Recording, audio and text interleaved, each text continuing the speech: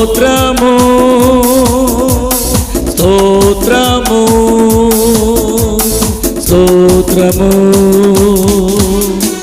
ఆరాధనా ఆరాధనా ఆరాధనా ఆరాధనా ఓ హల్లెలూయా ఓ హల్లెలూయా నీ స్తోత్రాలపన చేసేదాం ఓ హల్లెలూయా ఓ హల్లెలూయా నీ స్తోత్రాలపన చేసేదాం. దయచేసి వాలంటీర్స్ అందరూ కూడా సహకరించండి. అమ్మగారితో ప్రార్థన చేసుకున్న వాళ్ళు లైన్ గా రండి. రేపటి దినమందు కూడా అమ్మగారు ప్రార్థన చేస్తారు. అందరూ కూడా సిద్ధపడి రావాలని కోరుతున్నాం.